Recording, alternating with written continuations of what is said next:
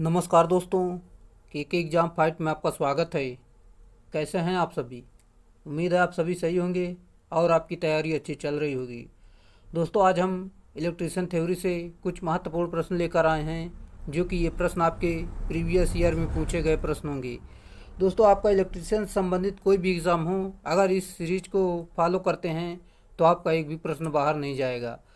जैसा कि आपको मैं बता दूं, अगर आप मेरी पिछली वीडियो, ये सारी वीडियो देखना चाहते हैं तो आप प्लेलिस्ट को देख सकते हैं, और प्लेलिस्ट ना मिले तो मैं अभी वीडियो के अंत में आपको प्लेलिस्ट का लिंक दे दूंगा, जो कि आप उस पर क्लिक करके सारी वीडियो आसानी से देख सकेंगे, जो कि आपके लिए काफ़ी हेल्पफुल होंगी।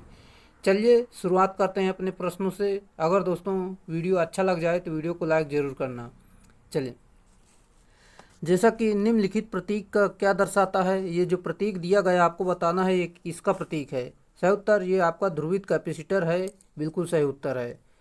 यहाँ पर देख लेते हैं, जो कि रेजिस्टेंस का प्रतीक इस तरह होता है, जो कि इस प्रकार देख सकते हैं। प्रतिरोध का यहाँ पर जो कि रेजिस्टेंस यानी ये प्रतिरोध का है, ये कैपेसिटर का है, ये बैटरी का दिया गया है। अगला प्रश्न, चालकता को डैश डैश के व्युत्क्रम के रूप में परिभाषित किया जाता है। सही उत्तर प्रतिरोध के रूप में परिभाषित करते हैं। जैसा कि यहाँ पर देख लेते हैं, जो कि चालकता को प्रतिरोध के व्युत्क्रम के रूप में परिभाषित किया जाता है। जिस प्रकार प्रतिरोध विद्युत धारा का विरोध करता है, उसी प्रकार चालकता विद्युत धारा प्रवाह को सुगमता प्रदान करती है। इसका जो प्रतीक यानी इसका जो मात्रक होता है, सीमेन या म्हो होता है, जो कि G बराबर 1/R होता है। अगला प्रश्न, एक चार्ज किए हुए खोखले गोले में विभव होगा। सही उत्तर बाहरी सतह के बराबर होगा। एक आवेशित किए गए खोखले गोले के अंदर विभव बाहरी सतह के बराबर होगा, तथा विद्युत क्षेत्र जो है शून्य होता है, तथा गोले के अंदर विद्युत आवेश का मान एक समान होता है। जैसा कि अगला हमारा प्रश्न दिया गया है, 35 ओम और 15 ओम प्रतिरोधक वाले सीरीज परिपथ में अगर 5 वोल्ट बैटरी संयोजन पर लगा है, तब 15 ओम में वोल्टापात कितना होगा।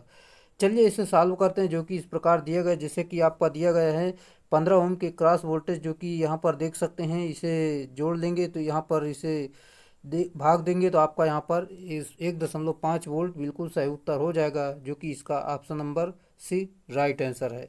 दोस्तों, आप इसे कैलकुलेशन जरूर करना, क्योंकि कैलकुलेशन करने में यहाँ पर टाइम लगता है, इसलिए मैं आपको सिर्फ हिंट दे रहा हूँ, आप उसे खुद से सॉल्व करना। चलिए, जैसा कि ये प्रश्न हमारा दिया गया, आपको देखना है कि ये कैसा प्रश्न है। जो कि आपका दिया गया, इलेक्ट्रिकल इंसुलेशन सिस्टम को अधिकतम स्वीकार परिचालन तापमान के अनुसार मानक नेमा यानी नेशनल इलेक्ट्रिकल मैन्युफैक्चरर एसोसिएशन के वर्गीकरण द्वारा रेट किया जाता है। क्लास बी इंसुलेशन में अधिकतम परिचालन तापमान कितना होता है।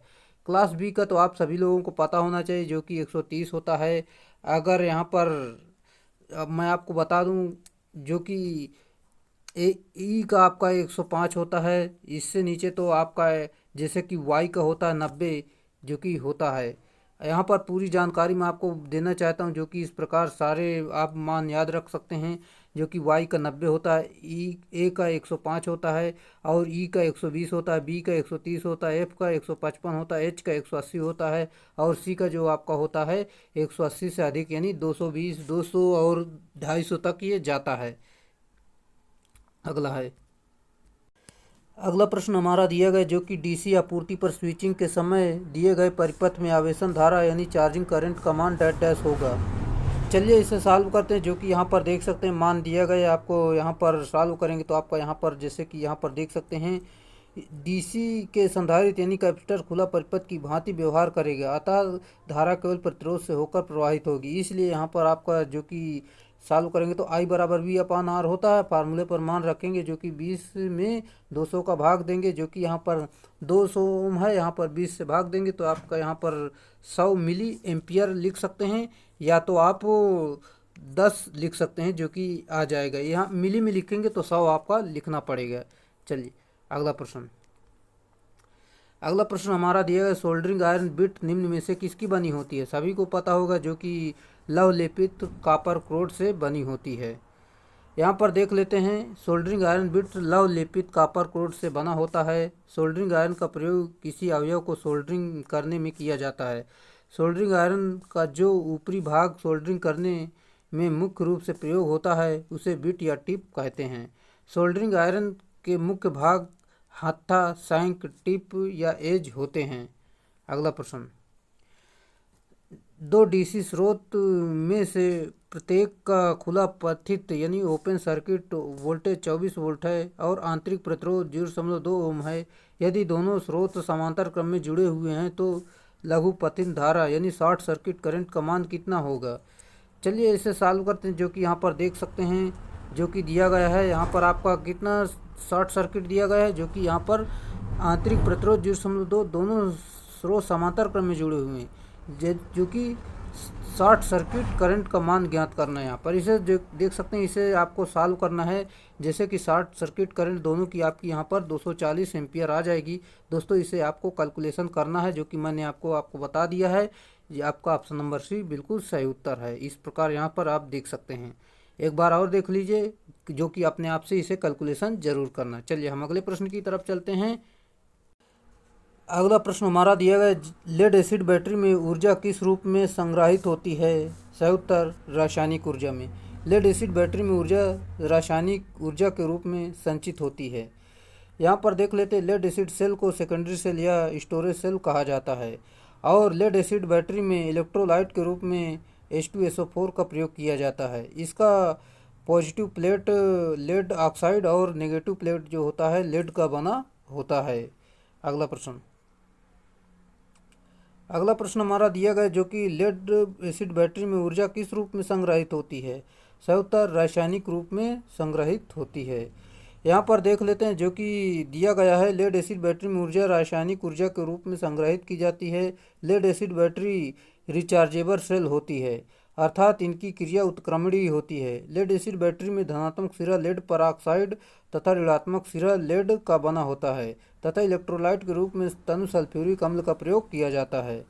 अगला प्रश्न हमारा दिया है, यदि किसी दी गई बैटरी का अंकित वोल्टेज 1.2 वोल्ट है तो इसमें प्रयुक्त सेल किस प्रकार का है। जैसा कि इसे आपका option number D nickel cadmium cell इसका सही उत्तर है। यहाँ पर देख लेते हैं, जो कि आपका जिंक सिल्वर ऑक्साइड का विद्युत वाहक बल जो होता है 1.86 होता है। लिथियम सेल का 2.95 होता है और निकिल कैडमियम का 1.2 वोल्ट होता है। लेड एसिड का 2 वोल्ट होता है। अगला हमारा प्रश्न दिया गया है, जब एक चालक में धारा बहती है तो लेंज के नियम को बताता है कि स्वप्रेरित वोल्टता। सही उत्तर धारा बढ़ने वाली धारा के विपरीत धारा स्रोत उत्पन्न करेगा, बिल्कुल सही उत्तर है। यहाँ पर देख लेते हैं, जब एक चालक में धारा बढ़ती है तो लेंज के नियमानुसार बढ़ने वाली धारा के विपरीत धारा उत्पन्न होती है, जो चालक पर लागू धारा का विरोध करती है। अर्थात लेंज के नियम कहता है कि जिसके कारण उत्पन्न होती है उसी के कारण विरोध करती है। यह नियम जो है 1833 ईस्वी में हेनरिक लेंज ने दिया था। अगला प्रश्न, धारावाही कुंडली में ऊर्जा निम्नलिखित में किस रूप में संग्रहित रहती है। सही उत्तर जो कि चुंबकीय रूप में संग्रहित होती है। यहाँ पर देख लेते हैं, जो कि धारावाही कुंडली में ऊर्जा चुंबकीय क्षेत्र में संग्रहित होती है, जबकि किसी धारावाही कुंडली को प्रत्यावर्ती विद्युत स्रोत से जोड़ते हैं तो उसमें एक चुंबकीय क्षेत्र उत्पन्न होता है, जिसके कारण इस कुंडली में चुंबकीय क्षेत्र के रूप में ऊर्जा संग्रहित होती है। अगला प्रश्न हमारा जो कि इस प्रकार दिया है, जैसे कि यहाँ पर आप जान सकते हैं, जैसे कि लोहे के क्रोड वाले सोलेनाइड की आकर्षण शक्ति होती है। सही उत्तर जो कि वायु के क्रोड वाले सोलेनाइड से अधिक होती है। देख लेते हैं, जो कि इस प्रकार दिए गए, लोहे के क्रोड वाले सोलेनाइड की आकर्षण शक्ति वायु क्रोड वाले सोलेनाइड से अधिक होती है, क्योंकि लौह क्रोड की चुंबकशीलता वायु क्रोड से अधिक होती है। अगला प्रश्न, चुंबकीय फ्लक्स की यूनिट है। सही उत्तर वेबर होती है। जैसा कि अगला हमारा प्रश्न दिया गया है, कुछ विद्युत धारा जो आवधिक रूप से प्रत्यावर्तित हो जाती है उसे क्या कहा जाता है। सही उत्तर उसे प्रत्यावर्ती धारा कहते हैं। वह विद्युत धारा जिसके परिमाण व दिशा के समय के साथ परिवर्तित होती रहती है प्रत्यावर्ती धारा कहलाती है। जबकि डिश धारा यानी डीसी करंट का परिमाण तथा दिशा समय के साथ नहीं बदलती, अर्थात स्थिर रहती है। एसी का जो है बदलता रहता है। अगला प्रश्न आरएल सीरीज परिपथ में शक्ति रेटिंग केवीए क्या होती है? सही उत्तर जो कि किलोवाट और केवीआर की का सदिश योग, ये इसका सही उत्तर है। यहाँ पर देख लेते हैं आरएल परिपथ में शक्ति रेटिंग केवीए यानी किलोवाट केवीएआर का सदिश योग होती है। यहाँ पर देख सकते हैं किलोवाट एक्टिव पावर जो कि इसका फार्मूला होता है वी आई कास फाई, और केवीएआर यानी जो रिएक्टिव पावर होता है इसका वी आई साइन फाई होता है। केवीए जो कि अपरेंट पावर, इसका फार्मूला जो होता है वी आई होता है। यहाँ पर देख सकते हैं केवीए बराबर इस प्रकार यहाँ से निकालते हैं, जैसे कि आप यहाँ पर जान सकते हैं, जो कि दिया गया है। यहाँ पर आपका जो कि मैंने आपको बता दिया बिल्कुल सही उत्तर है। चलिए हम अगले प्रश्न पर चलते हैं, जो कि हमारा अगला प्रश्न दिया गया है 75 ओम का एक प्रतिरोध और 60 माइक्रोफैरड का एक कैपेसिटर 230 वोल्ट और 50 हर्ट्ज की आपूर्ति से सीरीज क्रम में संयोजित है। शक्ति का प्रतिघाती घटक का परिमाण ज्ञात कीजिए। चलिए इसे ज्ञात करते हैं। जैसे कि रेजिस्टेंस दिया गया, आपका कैपेसिटर का मान दिया गया है, फिर यहाँ पर देखते हैं एक्सी बराबर 1/2 पाई एफ सी दिया गया फार्मूला होता है। यहाँ पर फार्मूले पर मान रखेंगे, सॉल्व करेंगे तो यहाँ पर आपका हो जाएगा आंसर, जैसे कि आपका ऑप्शन नंबर ए 332.86 VAR, ये सही उत्तर आपका हो जाएगा। दोस्तों इसे आपको सॉल्व करना है, सॉल्व करके ये आंसर लाना है। क्या आपको ये आंसर निकाल पा रहे हैं? आप कमेंट में ज़रूर कमेंट करिएगा। चलिए अगला प्रश्न हमारा दिया गया, जो कि निम्न में से कौन सा निम्न परास फिल्टर है? सही उत्तर option number D L type series और एल व पार्श्व के साथ, इसका सही उत्तर है। चलिए अगला प्रश्न, किसी डायोड का प्रतिलोम धारा डैश डैश के क्रम में है? सही उत्तर माइक्रो एम्पियर के क्रम में है। किसी डायोड का प्रतिलोम धारा माइक्रो एम्पियर में होती है तथा फॉरवर्ड धारा में मिली एम्पियर में होती है। अगला प्रश्न, पी टाइप अर्धचालक के लिए डोपेंट डैश डैश है? सही उत्तर बोरान है। यहाँ पर देख सकते हैं आप, जो कि दिया गया पी टाइप अर्धचालक के लिए डोपेंट बोरान है। पी टाइप अर्धचालक बनाने के लिए शुद्ध अर्धचालक जर्मेनियम सिलिकॉन त्रिसंयोजी वाले तत्व की डोपिंग की जाती है, जैसे कि बोरान, गैलियम, एल्यूमिनियम इत्यादि की जाती है।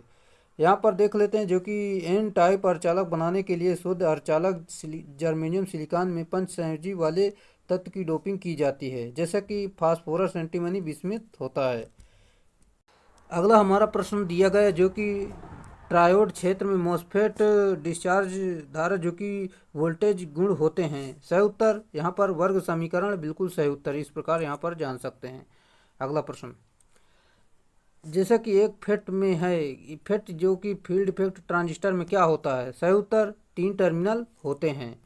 यहाँ पर देख लेते हैं, एक फेट यानी फील्ड इफेक्ट ट्रांजिस्टर में 3 टर्मिनल होते हैं, जो कि एन चैनल, पी चैनल तथा गेट होता है, ड्रेन, सोर्स और गेट। चलिए अगला है, अगला हमारा प्रश्न जो कि इस प्रकार दिया है, जैसे कि देख सकते हैं यहाँ पर इन्वर्टर का मुख्य कार्य निम्नलिखित में परिवर्तित करना है। इन्वर्टर का जो कार्य होता है वो डीसी को एसी में बदलता है, जो कि यहाँ पर ऑप्शन नंबर, यहाँ पर डीसी पावर को परिवर्ती वोल्टेज और आवृत्ति वाली एसी पावर में बदलता है, यानी ऑप्शन नंबर सी बिल्कुल सही उत्तर है। यहाँ पर इन्वर्टर का मुख्य कार्य डीसी पावर को परिवर्तित यानी एसी वोल्टेज में बदलना होता है। अगला हमारा प्रश्न, जो कि एक इनपुट में नार यानी नार गेट कब उच्च यानी आउटपुट देता है? सही उत्तर जब सभी इनपुट निम्न होते हैं तभी आपका उच्च आउटपुट देता है। यहाँ पर देख लेते हैं, नार गेट और नॉट गेट का लॉजिक का संयुक्त यानी दोनों का योग होता है। इसकी सत्यता सारणी और गेट की सत्यता सारणी से के पूरक आउटपुट प्रदान करने वाली होती है।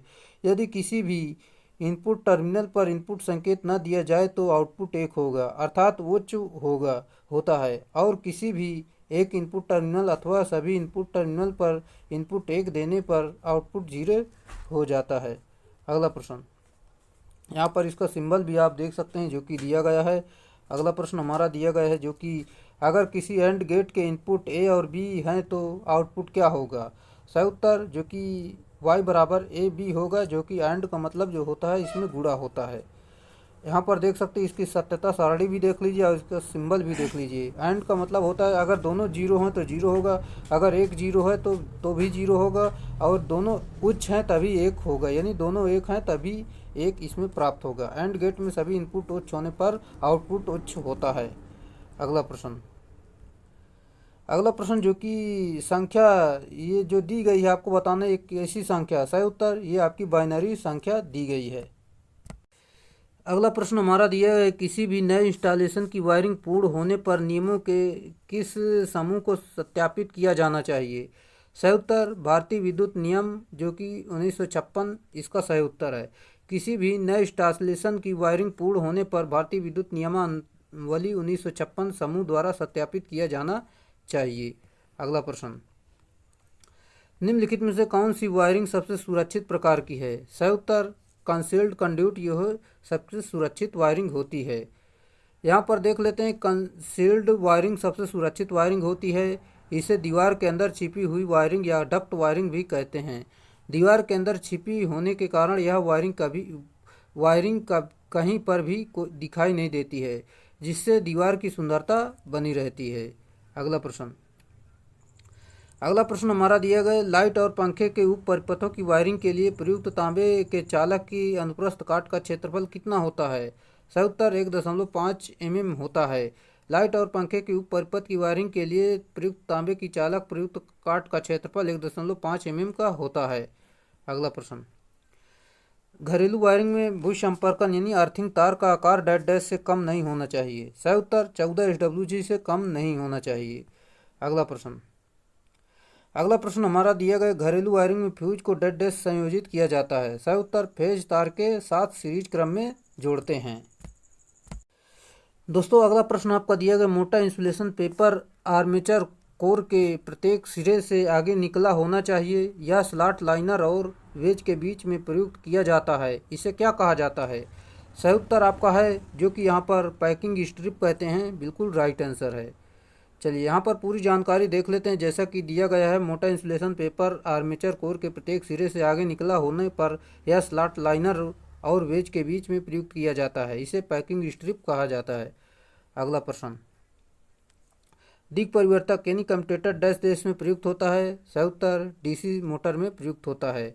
यहाँ पर देख लेते हैं, दिक् परिवर्तक यानी कम्यूटेटर डीसी मोटर में प्रयुक्त होता है। इसका कार्य डीसी मोटर के लिए डीसी को एसी में परिवर्तित करना तथा डीसी जनरेटर के लिए एसी को डीसी में परिवर्तित करना होता है। कम्यूटेटर को यांत्रिक डिस्टकारी भी कहा जाता है। इसमें प्रयुक्त विद्युतरोधी पदार्थ जो कि इंसुलेटिंग मटेरियल अभ्रक होता है। अगला प्रश्न,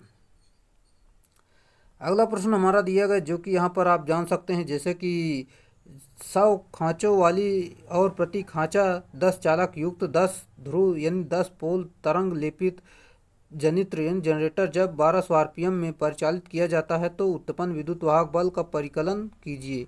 प्रति ध्रुव अभिवाह जो कि 0.01 वेबर दिया गया है। यहाँ पर आपका जैसे कि खांचों की संख्या और यहाँ पर चालक दिया है, यहाँ पर निकालेंगे जो कि यहाँ पर जैसे कि जेड बराबर दोनों गुणा कर देंगे तो आपका जेड बराबर निकल कर आ जाएगा। फिर आपको यहाँ पर पोल्स की संख्या दी गई है और यहाँ पर देख सकते हैं RPM दिया गया है यानी n बराबर दिया गया है और यहाँ पर फ्लक्स यानी पाई बराबर दिया गया है। फार्मूला होता है विद्युत वाहक बल बराबर जो कि 5ZNP/60A होता है। यहाँ पर पूरा मान रखेंगे, सॉल्व करेंगे तो आपका यहाँ पर उत्तर निकल कर आ जाएगा 1000 वोल्ट, यानी ऑप्शन नंबर बी बिल्कुल सही उत्तर है। आप तो इसे ज़रूर सॉल्व करें। चलिए अगले प्रश्न पर चलते हैं जो कि हमारा अगला प्रश्न दिया गया है। यहाँ पर देख सकते हैं डीसी मोटर का स्टार्टर का प्रयोग डैश के लिए किया जाता है। सही उत्तर प्रारंभिक करंट को नियंत्रित करने के लिए करते हैं। डीसी मोटर को स्टार्टर का प्रयोग प्रारंभिक करंट को नियंत्रित करने के लिए किया जाता है, क्योंकि मोटर के प्रारंभ के समय में काउंटर विद्युत वाहक बल शून्य होता है तथा प्रतिरोध का मान कम होने से धारा का मान अधिक हो जाता है, जिसे नियंत्रित करने की आवश्यकता होती है। और यहाँ पर मैं आपको बता दूँ जो कि करंट का मान बहुत अधिक होने के कारण वाइंडिंग जल कर नष्ट हो जाती है। यहाँ पर देख सकते हैं आप, इसका फार्मूला भी दिया गया, आप इसे देखकर भी सॉल्व कर सकते हैं। सॉल्व करेंगे तो यहाँ पर देख सकते हैं जो कि धारा आपकी आ जाती है वहाँ पर 500। चलिए अगला है, अगला है हमारा दिया गया है, निम्नलिखित में से किस जनरेटर की टर्मिनल वोल्टेज शून्य होती है जब वह बिना किसी लोड के चल रहा होता है? सही उत्तर सीरीज बाउंड जनरेटर इसका सही उत्तर है। यहाँ पर देख लेते हैं, जो कि दिया गया सीरीज बाउंड जनरेटर की टर्मिनल वोल्टता 9 वोल्ट की स्थिति में शून्य होती है, क्योंकि सीरीज बाउंड जनरेटर की फील्ड वाइंडिंग लोड करंट के द्वारा ही उत्तेजित होती है, जिससे फ्लक्स बनता है और वोल्टेज उत्पन्न होता है। अतः सीरीज बाउंड जनरेटर पर लोड न लगा होने की स्थिति में इसके फील्ड वाइंडिंग में कोई फ्लक्स नहीं बनेगा। और यहाँ पर मैं आपको बता दूं, जो कि जिसके कारण इसकी टर्मिनल वोल्टता शून्य होगी, इसी कारण से सीरीज बाउंड जनरेटर को बिना लोड की स्थिति में नहीं चलाना चाहिए। जैसा कि आपको अगला प्रश्न दिया गया है, लेमिनेशन और इंसुलेशन के कारण प्रभावित मूल क्षेत्र लगभग पूर्णतः कम हो जाती है। सही उत्तर 10% कम हो जाती है। लेमिनेशन और इंसुलेशन के कारण प्रभावित मूल क्षेत्र लगभग 10% कम हो जाता है। लेमिनेशन एवं इंसुलेशन पतले विद्युत रोधन यानी पतले इंसुलेशन पदार्थ का बनाया जाता है। चलिए दोस्तों, अगले प्रश्न जानने से पहले मैं आपको बताना चाहता हूं, अगर आप इसी तरह की पिछली वीडियो देखना चाहते हैं तो आप अभी वीडियो के अंत में प्लेलिस्ट का लिंक मिलेगा, आप उस पर क्लिक करके सारी वीडियो आसानी से देख सकेंगे और इसे अपने दोस्तों में अधिक से अधिक शेयर कर दीजिए। और वीडियो अच्छा लग रहा है तो वीडियो को लाइक ज़रूर करें और वीडियो पे आया करें तो वीडियो को पूरा ज़रूर देखा करें। चलिए, जैसा कि आपको अगला प्रश्न दिया गया है, जैसे कि किसी ट्रांसफार्मर का उपयोग बैटरी चार्जर में किया जाता है। सही उत्तर स्टेप डाउन ट्रांसफार्मर का प्रयोग जो है बैटरी चार्जर के रूप में करते हैं। यहाँ पर देख लेते हैं, स्टेप डाउन ट्रांसफार्मर का उपयोग उच्च वोल्टता को निम्न वोल्टता में बदलने के लिए किया जाता है। बैटरी चार्जिंग के लिए निम्न वोल्टता की आवश्यकता होती है, इसलिए बैटरी चार्जिंग के लिए स्टेप डाउन ट्रांसफार्मर का उपयोग किया जाता है। अगला पॉइंट है, जो कि आपका स्टेप अप ट्रांसफार्मर का उपयोग निम्न वोल्टता को उच्च वोल्टता में बदलने के लिए किया जाता है। और करंट ट्रांसफार्मर का उपयोग जो है उच्च धारा को मापने के लिए करते हैं। और पल्स ट्रांसफार्मर का उपयोग इलेक्ट्रॉनिक्स में किया जाता है। अगला प्रश्न जो कि विभव ट्रांसफार्मर का उपयोग होता है। सही उत्तर स्टेप डाउन ट्रांसफार्मर में विभव ट्रांसफार्मर का प्रयोग हम करते हैं। विभव ट्रांसफार्मर स्टेप डाउन ट्रांसफार्मर होता है, यह उच्च वोल्टता को निम्न वोल्टता में परिवर्तित करता है, जिसके प्राथमिक में अधिक टर्न द्वितीयक में कम टर्न होते हैं। इसकी द्वितीयक वोल्टता सामान्यतः 110 वोल्ट होती है। यहाँ पर जान सकते हैं आप, इस प्रकार दिए गए, इसका डायग्राम भी आप समझ सकते हैं।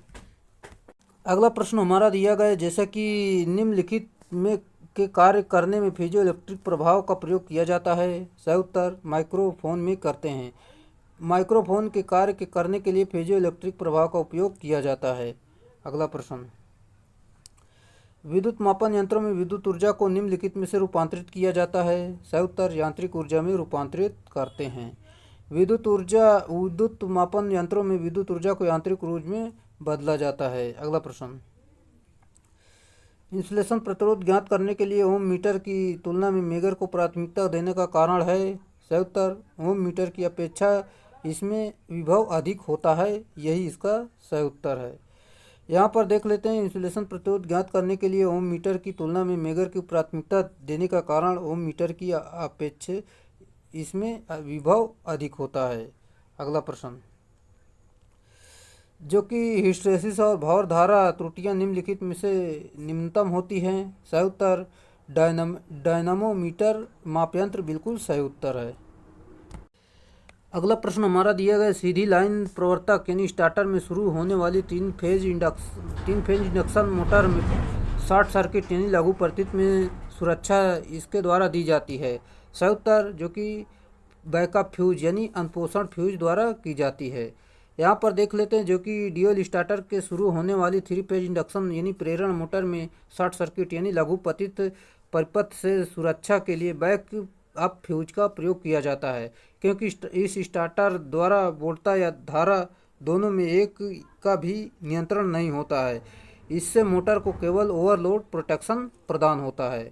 अगला प्रश्न, जैसा कि दिया गया 3 phase 400 volt 50 hertz induction motor की रेटेड गति 715 आरपीएम है। मशीन में ध्रुवों की संख्या कितनी होगी? जैसा कि यहाँ पर देख सकते हैं, आपका वोल्टेज दिया, आवृत्ति दी गई है, आरपीएम दिए गए। यहाँ पर पोल्स की संख्या निकालनी है। पोल्स की संख्या यहाँ पर NS बराबर 120 F/P यहाँ पर मान रखेंगे, सॉल्व करेंगे तो यहाँ पर आपका आ जाएगा पोल्स की संख्या 8, जो कि ऑप्शन नंबर डी बिल्कुल सही उत्तर है।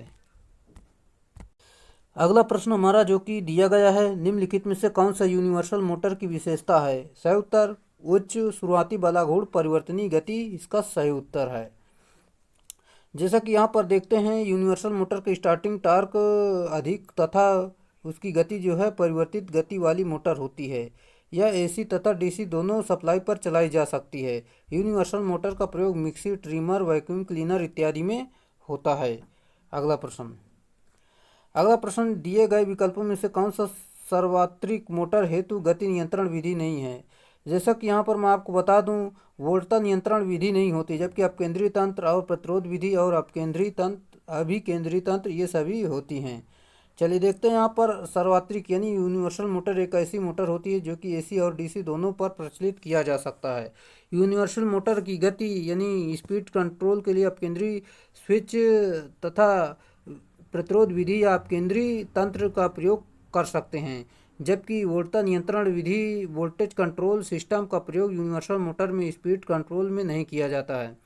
और यूनिवर्सल मोटर का प्रयोग मुख्यतः shaving machine, mixer, vacuum cleaner, electric shaver इत्यादि में होता है। अगला प्रश्न, विभक्त फेज मोटर में चालक कुंडली में डेड डैश होता है? सही उत्तर उच्च एल और आर रजिस्टेंस, निम्न रजिस्टेंस होता है। यहाँ पर देख लेते हैं, जो कि स्लिप्ट फेज मोटर में चालक कुंडली कंडक्टर कॉइल में उच्च प्रेरकत्व और निम्न रेजिस्टेंस होता है, अर्थात इंडक्टेंस एल का मान उच्च रखा जाता है और प्रतिरोध का मान निम्न रखा जाता है। Motor single phase induction motor होती है जो कि इंडक्शन के सिद्धांत पर कार्य करती है। अगला प्रश्न, निम्न में से कौन सा सार्वत्रिक यानी यूनिवर्सल मोटर का अनुप्रयोग नहीं है? सही उत्तर वाटर पंप जो है यूनिवर्सल का प्रयोग नहीं है, जबकि सुहाव, बर्मा, मिक्सर, सिलाई मशीन इसमें सभी में यूनिवर्सल मोटर लगती है। अगला प्रश्न हमारा दिया गया, जैसे कि डीजल जनरेटर की ओवर स्पीड से सुरक्षा किसके द्वारा की जाती है?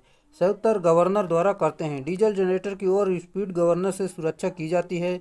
गवर्नर गति को नियंत्रण करने में किया जाता है। अगला प्रश्न, निम्नलिखित में से किस वजह से तुल्यकालन की ब्राइट लैंप विधि को डार्क लैंप विधि द्वारा वरीयता दी जाती है? सही उत्तर तीक्ष्ण तथा एकदम सटीक तुल्यकालन इसका सही उत्तर है। यहाँ पर देख लेते, तीक्ष्ण और एकदम सटीक तुल्यकालन की वजह से तुल्यकालन की ब्राइट लैंप विधि डार्क लैंप विधि पर वरीयता दी जाती है। अगला प्रश्न, ग्रिड सिंक्रोनाइजेशन के लिए फेज एंगल की अधिकतम सीमा है? सही उत्तर ±20 डिग्री होती है। अगला प्रश्न हमारा दिए गए, समुन्नत यानी सैलिएंट पोल रोटर का प्रयोग निम्नलिखित में किया जाता है? सही उत्तर अधिक ध्रुवों के साथ निम्न स्पीड जनरेटर बिल्कुल सही उत्तर है। यहाँ पर देख लेते हैं, जो कि दिया गया है, समुन्नत यानी स्प्लिट पोल रोटर का प्रयोग अधिक ध्रुवों के साथ निम्न स्पीड जनरेटर में प्रयोग किया जाता है। उभरे हुए ध्रुव इस्पात की मोटी पत्तियों की कीलित कर बनाए जाते हैं तथा इसका व्यास अधिक तथा अच्छी लंबाई कम होती है। रोटर को समान गति से घुमाने के लिए गतिपाल पहिए का उपयोग किया जाता है। इसके प्रत्येक ध्रुव भारी बनाया जाता है। अगला प्रश्न हमारा दिया गया है, किसके मदद के साथ एक एसी जनरेटर बिजली की ऊर्जा को बाहरी भार के लिए संचारित करता है? सही उत्तर स्लिप रिंग बिल्कुल सही उत्तर है। यहाँ पर देख लेते हैं, एसी जनरेटर में बिजली की ऊर्जा को बाहरी भार से स्लिप रिंग द्वारा संचालित करते हैं। आर्मेचर वाइंडिंग में उत्पन्न विद्युत वाहक बल स्लिप रिंग की सहायता से बाह्य परिपथ को दिया जाता है। इसमें स्लिप रिंग की संख्या 2 होती है। अगला प्रश्न, निम्नलिखित में से कौन सी मोटर इंडक्शन मोटर के समान है? सही उत्तर अतुल्यकालिक मोटर यानी सिंक्रोनस मोटर जो है इंडक्शन मोटर के समान होती है। अतुल्यकालिक मोटर इंडक्शन मोटर के समान होती है। अतुल्यकालिक मोटर सिंक्रोनस चाल पर नहीं चल सकती है, क्योंकि तुल्यकालिक चाल पर इंडक्शन मोटर उत्पन्न बलाघूर्ण का मान 0 हो जाता है, इसलिए इसे अतुल्यकालिक मोटर कहते हैं। अगला प्रश्न जो कि दिया गया, यहाँ पर आप देख सकते हैं, जैसे कि निम्नलिखित में से कौन सी मशीन विद्युत ऊर्जा को यांत्रिक ऊर्जा में परिवर्तित करती है? सही उत्तर सिंक्रोनस मोटर जो है विद्युत ऊर्जा को यांत्रिक ऊर्जा में परिवर्तित करती है और तुल्यकालिक मोटर विद्युत ऊर्जा को यांत्रिक ऊर्जा में परिवर्तित करती है, जबकि डायनामो यांत्रिक ऊर्जा को विद्युत ऊर्जा में बदलता है।